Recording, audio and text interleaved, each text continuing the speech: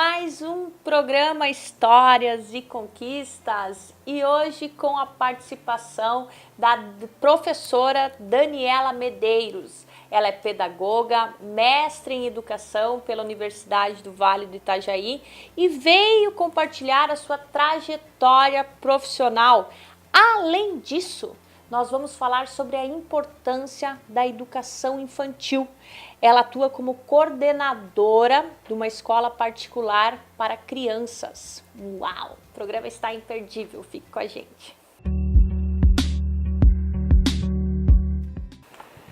Professora Daniela, seja muito bem-vinda ao nosso programa. Obrigada, Larissa, obrigada pela convite, pela parceria também, né? Sempre muito bom estar compartilhando as experiências e falando um pouquinho de educação para todo mundo. Até porque é bastante interessante, eu fiquei bem entusiasmada, gente, quando eu vi o currículo dela, porque eu acho muito importante essa questão da educação infantil. Isso, e muita gente, Larissa, pensa erroneamente que a educação infantil não precisa de estudo. E eu fiz o mestrado em educação na Univale, a minha pesquisa trata sobre a infância, né? Trata sobre a infância e a gente defende muito que o professor de educação infantil precisa muito de formação, precisa de muita informação, conhecimento, buscar, estudar. E como que foi a sua infância? Então, a minha infância foi uma infância muito legal. Ah, que bom! A gente brincava muito, a gente compartilhava com os irmãos, a gente tinha a família muito presente, pai, mãe, almoçando todo mundo junto, jantando todo mundo junto, contando coisas da escola para o pai, para a mãe e o pai participando muito da escola. Eu me recordo bastante da gente indo na escola participar de festa junina, de gincana. Então isso me envolveu nesse contexto escolar e me fez seguir pelos caminhos da educação até hoje. Assim, eu não me vejo fazendo outra coisa.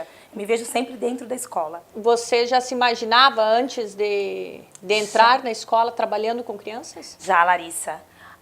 Quando eu fazia o ensino médio, ou até o ginásio, assim, naquela época era ginásio, eu já era daquelas meninas que esperava a professora na porta, assim, para carregar os cadernos, para estar ajudando nos ensaios, eu ia de tarde substituir. Eu sempre gostei desse universo da educação, sempre estive envolvida nas questões escolares. E qual que foi a primeira turma que você teve? Foi especial? A primeira vez que você entrou em sala de aula? Nossa, é inesquecível. E assim, Larissa, eu estou dando agora aula, hoje eu sou coordenadora de uma escola, e nessa escola eu já tenho matrícula dos meus alunos com filhos. Olha. Então eu já estou cuidando da segunda geração, né? E é uma parte da minha vida muito especial, né? Eu comecei como ajudante de salinha, assim, monitora, ajudando a professora, sempre gostando muito de ver os cadernos, sabe, as produções das crianças. E eu fazia contabilidade na época. E eu troquei de contabilidade para o magistério. Que é bem diferente, né? Bem diferente. Eu acabei me apaixonando pelo magistério. E aí fui para pós-graduação, e aí fui para o mestrado, e passei no concurso público, e fui indo, e nunca mais saí disso. Estou há 25 anos já. Ai, que maravilha. Eu me lembro na minha escolinha, eu acho que eu fui bastante privilegiada também, mas eu incomodava bastante. E é desses que a gente mais gosta. É desses que a gente mais gosta. O que tem de maior dificuldade, assim, para lidar com as crianças? Para lidar com as crianças, eu acho que não tem dificuldade alguma. Acho que nenhuma. Os pais hoje são a maior dificuldade. Ah, é? Hoje, entender a educação infantil, entender que ali tem profissionais que são qualificados, que entendem da infância, e entender que a infância é um período muito especial do ser humano e que dá a base para os outros anos escolares, isso é a maior dificuldade. Porque, ora, a gente tem os pais que pensam que a infância é só cuidar e alimentar, e ora a gente tem os pais que entendem que a infância precisa escolarizar antes do tempo, para chegar bem preparado no ensino fundamental. Então isso é um nó tensionado, a gente está sempre tensionando, sabe? Conversando com os pais e fazendo a sociedade num todo entender que a educação infantil ela não tem essa responsabilidade de escolarizar antes do tempo, e não só cuidar e alimentar como as babazinhas fazem. e fazem muito bem. A escola de educação infantil, ela vai muito além disso. Só de cuidar, só de alimentar, ou como as professoras gostam de falar, de estimular, né? Ela vai muito além disso, a infância vai muito além disso. Com quantos anos se recomenda tirar a criança de casa e ir para a creche ou ir para a escola? Boa pergunta. Hoje as escolas de educação infantil, elas acolhem a partir dos 4 meses, porque nós temos uma legislação brasileira que a mãe precisa trabalhar após os 4 meses de idade. Porém, tem também a Associação de Pediatria, enfim, que se recomenda aos 2 anos, por conta de imunidade. Nós, pedagogos, achamos que a criança precisa estar em contato com outras crianças, desde sempre, assim. Não se tem uma idade recomendada, desde que a mãe esteja segura, que ela vai estar em contato com outras crianças, num espaço preparado para ela. Por isso que é importante que a família visite as escolas, saiba da proposta pedagógica, o que tem para oferecer, se esses profissionais realmente são qualificados para estarem ali, que espaço é esse, o que se oferece nesse espaço para esses bebês ou para essas crianças tão pequenas. Né? É importante que os pais visitem, saibam, porque a educação infantil ela foi feita para a criança brincar, conhecer, se socializar. A melhor parte. Descobrir, né? Descobrir, construir, é a melhor parte. É, com certeza. E você fez o seu mestrado em educação na Univale. Você me falou que tinha a dissertação sobre educação infantil, né? Isso. Fala um pouquinho pra gente sobre isso. Então, eu sou orientada da professora Valéria Ferreira, ali da Univale. O PPGE é a minha alma hoje em dia, o PPGE, o Programa de Pós-Graduação, Doutorado e Mestrado da Univale, que a professora Valéria é a coordenadora.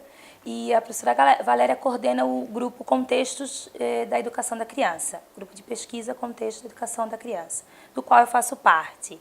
E há 2 anos eu me encontrei ali no mestrado em Educação da Univale. Era a parte que faltava da minha vida, sabe? Eu já sou formada também em gestão escolar, mas eu nunca vivi nada parecido com o que eu vivi lá no mestrado. E aí a professora Valéria sempre eu tive uma admiração muito grande por ela, porque ela já trata das questões da infância lá na pedagogia, ela já foi minha professora na graduação, eu já tinha ela assim como alguém muito especial. E quando ela me acolheu no mestrado, foi uma surpresa e uma alegria enorme. E a gente estudou, a minha dissertação foi sobre os documentos oficiais do governo para as crianças de 4 a 6 anos. Nós fizemos uma pesquisa documental e nós reunimos os documentos da educação infantil toda, desde a Constituição Federal, desde 1988. Todos os documentos que o governo lança para as escolas construírem propostas, construírem currículos, se legalizarem, se normatizarem, nós pegamos todos esses documentos, desde a Constituição até 2010, depois que reunimos tudo isso, bom, o que se quer de criança? O que se espera de criança? O que se espera de escola de educação infantil? O que se espera desses professores? Que pedagogia é essa?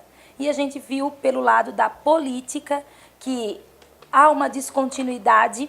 Nós não temos um projeto para criança de nação. Nós temos alguns planos de governo, infelizmente.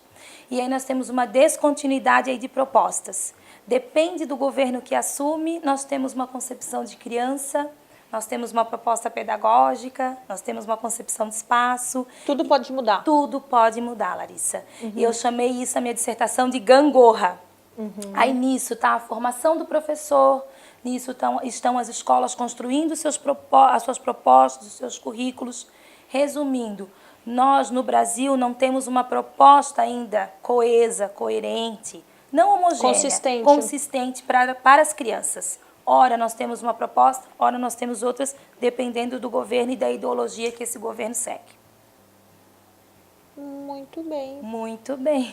Isso acaba, às vezes, prejudicando ou favorecendo, nunca se sabe. Isso, nunca se sabe, é uma flutuação, né? E é onde ficam essas coisas. Mas se faz isso, se faz aquilo, qual é a metodologia melhor a ser adotada, qual o currículo que se quer o melhor. E assim a gente tem diferentes propostas. Que bom também que a gente tem diferentes propostas, né? Que não temos nada homogêneo, nada assim. Tem um lado positivo. Tem um lado positivo também. Tá, nós estávamos falando sobre, nos bastidores, que eu achei super interessante, sobre a formação humana que você adquire do 0 aos 7 anos de idade. Né? Eu imagino o quanto um bom estudo, você estar numa escola que te oriente, que você possa se desenvolver nesse sentido, acaba influenciando, você me falou, inclusive para o resto da sua vida. Sim. Então fala um pouquinho sobre esses comportamentos, essas condições cognitivas que a gente desenvolve nesse período da vida. Então, tem um filósofo um filósofo espanhol que a gente gosta bastante, que eu cito bastante na dissertação, e ele trata a criança como potência. Então a criança, ela é muito potente. E a criança, ela pode tudo o que ela quiser. Então, partindo desse princípio, que já é muito forte, esse conceito de potência, tu imagina, Larissa, tu colocando coisas, ou tu subestimando a criança, achando que ela não pode aprender, ou tu colocando situações que ela também não possa ter experiências positivas. A criança, ela absorve tudo muito rápido. De 0 a 6 anos é a fase mais especial do ser humano. Isso, todas as teorias de psicologia explicam muito bem isso, né? Porque é a fase de maturação do cérebro. A criança ela tá crescendo, ela tá descobrindo, ela veio como se fosse um papelzinho em branco. E ela vai absorvendo, ela é como se fosse uma esponjinha. Então é muito importante que ela tenha comportamentos positivos à sua volta, experiências positivas e negativas também, né? Mas que seja orientada, né? Que seja orientada de forma adequada. Depois do intervalo, nós vamos continuar com esse papo, ok? Vamos dar um tempinho para o break.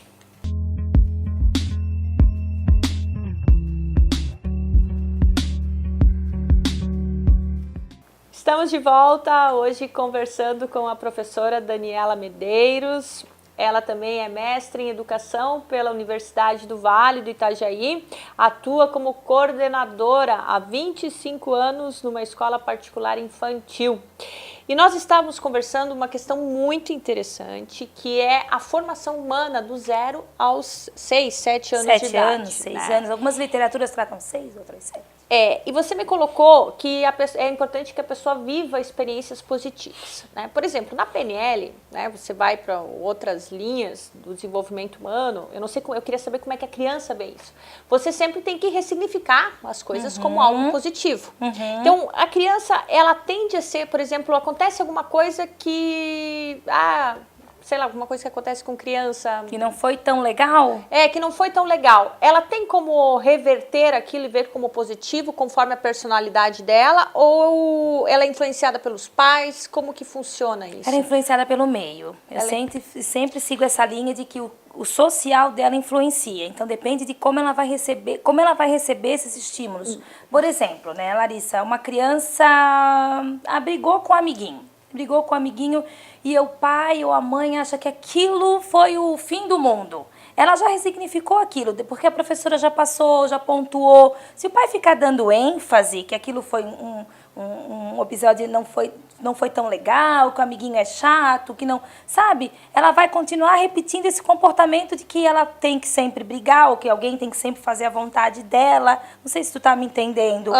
E quando... acontecem esses tipos de acontecimentos entre crianças, eles mesmos próprios resignificam, eles mesmos absorvem, eles mesmos sabem se resolver. Nós, adultos, que meio que atrapalhamos. É mesmo? É mesmo. Eles sabem se resolver. E quando as crianças estão em perigo ou querendo ajuda, eles pedem. Eles solicitam, e quando eles não dão conta, né? E isso é muito positivo, que a criança possa ter a liberdade e a autonomia de fazer as coisas e de não dar conta, ou de pedir ajuda, ou de solicitar um coleguinha, ou de fazer essa troca. O social é muito rico, né? Muito rico, e influencia muito a criança. No desenvolvimento das atividades dentro da escola, o que você considera importante para uma criança? A brincadeira. A brincadeira. A brincadeira. Até para adultos, às vezes, né? A brincadeira. A brincadeira é fundamental.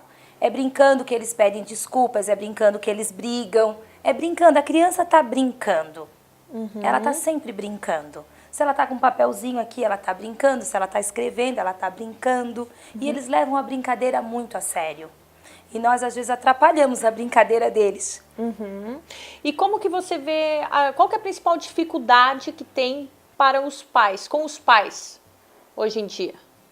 Né? Por exemplo, os pais, o que é a principal dificuldade deles que acabam interferindo na escola? Eu acho que os pais hoje estão bastante preocupados com a educação das crianças, né? E a dificuldade de saber se estão certos, se estão no caminho certo. A gente está vendo aí situações no mundo hoje de intolerância, de falta de respeito, né? Enfim, hoje os pais estão bem preocupados com essa questão. E eles acabam tendo dificuldade de falar o não para a criança, achando que vai traumatizar, ou sendo permissivos demais, ou falando não demais também, né? Isso é uma questão bem séria também. É que se fala muito que a educação não parte só da escola, mas também da família. Da família. Então você percebe muitas vezes aquele aluno que é mais mimado e vem para a escola? A gente percebe. A gente percebe. Esse acaba sendo mais difícil. Um pouquinho, porque o mundo não vai dizer só sim, né? O mundo diz muitos nãos também. E a gente tem um pedagogo que fala que a educação é a vida e a gente deve preparar o aluno para a vida. Isso é tão bonito, né? Preparar o aluno para a vida, preparar a criança para a vida, né? Mas que vida é essa? A vida não diz só sim? Então a gente leva os pais a refletirem, é só sim que ele vai receber? E quando receber um não, como é que vai ser? Aí vai jogar tudo, vai brigar, vai ficar bravo? Como assim? Vamos trabalhar isso, vamos falar disso, né? Como que você reforça a autoconfiança de uma criança? Olha, o elogio. O elogio? O elogio é poderoso. O elogio é muito poderoso. E hoje em dia, como está faltando o elogio sincero, né? Porque também tem aquelas coisas que a criança fez, tá bonito, nem viu muito bem. Não, tu tem que olhar para a criança e realmente dizer se tá bonito ou se ela precisa se esforçar mais. Porque ela sabe quando o adulto está mentindo. Quando ela não se esforçou e o adulto, tá bonito. Mas o elogio é sincero, pontuar, ser sincero com a criança, isso é poderoso. Poderoso. É fundamental. É fundamental. Uma grande conquista profissional. A defesa. A defesa da dissertação? Foi difícil? Não, foi gratificante. Passou muito rápido, os 2 anos. A pesquisa foi muito gostosa. E fazer uma pesquisa documental, com documentos desde a Constituição até agora, com toda a mudança de sociedade, com toda a mudança política, com toda a mudança de contexto, sabe? Foi passando um filminho na minha cabeça, assim, então foi uma conquista. Foi uma realização profissional. E agora é rumo ao doutorado. Você está há 25 anos, né, como coordenadora. O que você acha que mudou em você de 25 anos para cá? Nossa, Larissa, muita coisa. Você se considera mais fácil entrar na sala de aula hoje? Mais fácil. Bem mais. Mais fácil entrar na sala de aula. E é uma coisa que... Estar com crianças é uma coisa que me deixa muito contente, muito feliz. Agora, eu sempre gostei de dar aula, mas agora eu pretendo atuar como formadora de professoras, sabe? Esse é meu maior grande sonho agora, atuar no ensino superior, a ajudar as professoras a construir planejamentos, a olhar os currículos da escola com mais carinho, de todas as escolas, sabe? Atuar como formadora de professoras. O que você acha que uma pessoa tem que ter para ser uma boa professora infantil? Gostar de ler. De ler? De ler. Gostar de estudar. E ter paciência também um pouquinho. Paciência. Quando gosta de criança, acho que a paciência vem. Fica mais tranquilo. Fica mais tranquilo. Tu tem que gostar de criança, mas não basta só gostar de criança. Tem que entender, saber o que está fazendo. Muito bem. Então, tu tem que ler, tu tem que gostar de estudar, tem que gostar das políticas de educação, não pode ficar à parte. Mas política não é muito a minha praia. Tem que entender como é que funciona, como é que constrói um currículo. Sim. Currículo se constrói a partir das políticas. Entendi. E tem muita gente que não entende muito bem isso. Mas é muito fácil ter uma escola de educação infantil. Abre, põe as paredes coloridas, põe um monte de professor alegre. Não é assim. Tem toda a formação de uma criança por aí, né? Com certeza. Isso aqui que eu acho interessante, que quando eu comecei a dar aula de oratória, eu tive a oportunidade de dar aula de oratória para o jovem aprendiz. Que legal. E eles eram 14, 15, 16 anos. Então, eu sentia eles muito mais ousados. Alguém quer falar em público, alguém quer falar aqui na frente, eu disse, eu, né? Aí, até uma vez eu perguntei, quem é que tá apaixonado aí, né? O pessoal já tinha os 17, né? Isso. Todo mundo, né? Todo mundo. As pessoas se atreviam mais em sala de aula. Sim. Agora, você vai para o mundo adulto, as pessoas já são muito mais contidas, são mais reservadas. Então, não sei se é a alegria, se é a espontaneidade, não estão tão vulneráveis a críticas, né? Você percebe isso também? Em relação à criança, eu percebo que a criança é muito mais espontânea. E os professores, eles têm, eu acho que eles têm reservas, né? Receios, né? De como se trabalha com criança, de como que é essa infância, de como os pais vão receber, né? Esse trabalho, como a direção vai ver esse trabalho. Por isso a minha vontade de atuar com os professores daqui para frente. Por isso, eu acho que está faltando resgatar também a autoestima nos professores, sabe? Essa espontaneidade, a alegria. O professor, ele precisa ter esses quesitos para entrar numa sala de aula, né? Alegria, espontaneidade, conhecimento, leitura, paciência, são ingredientes que fazem um bom professor, né? Com certeza. Teve algum momento de superação na sua carreira? Nossa, bastante, assim. Quando a gente assume uma turma que não é uma idade, que tu tá muito acostumada, eu tive um ano que eu tive que assumir um 5º ano. E o 5º ano são crianças pré-adolescentes. Então foi uma superação. E acabei me identificando com eles, porque eu tinha um filho também. Eu tenho um filho, o Gustavo, que hoje tem 16 anos, mas tinha 10 na época, e eu acabei me encantando também por essa idade. E é uma idade que hoje eu não vejo mais problema para trabalhar, que são as crianças de 5º ano, de 10, 11 anos. Achei uma graça, uma graça. Daniela, nós temos que ir agora para o jogo rápido, Oh, meu Deus. que é um quadro nosso de perguntas e respostas. Sim. Topa? Top. Idade? 39. Signo? Sagitário. Por isso que você gosta de estudar. Gosto. Uma sagitariana. Família? A base. Religião? Minha fé. Trabalho? Não é tudo. Fracasso? Serve para aprender. Sucesso? É gostoso. Ídolo? Ídolo. Jesus Cristo. Política? Complicado. Brasil? Complexo. Pior defeito? Perfeccionista. Maior qualidade? Otimista. Medo? Do Brasil. Maior sonho? E pro doutorado. Professora, eu queria finalizar o programa que você desse uma dica especial para os pais que estão nos ouvindo. Como que eles devem educar os seus filhos para que sejam com uma autoconfiança para a vida? Eu acho que hoje eu vou compartilhar assim de uma angústia, então, né? Dando uma dica, então, é que a gente possa deixar a infância um pouco mais tranquila, que as crianças possam brincar mais. É importante isso. É importante, deixem a infância livre. Deixem as crianças serem crianças, pisar na areia, ralar o joelho, brincar com comidinha, cair, fazer comidinha, brincar de casinha. Não importa, as crianças têm que brincar, elas têm que ter contato com a natureza, elas têm que ter contato com o outro, né? Isso é muito importante. Muito importante nos dias de hoje. Estamos criando crianças isoladas, com tablets, com telefone. WhatsApp. Você percebe uma diferença com relação? Muita diferença. Isso acaba influenciando? Influencia a linguagem, a socialização, o cognitivo, influencia muito as crianças na escola. Crianças mais introspectivas, né? Crianças que a gente vê síndromes aí que estão, né? O tempo todo aparecendo por conta de isolamento social mesmo, por conta de falta de troca, por conta de falta de linguagem, de toque, né? Bacana. Precisamos encerrar o programa. Quero agradecer a sua participação. Muito obrigada. Muito obrigada.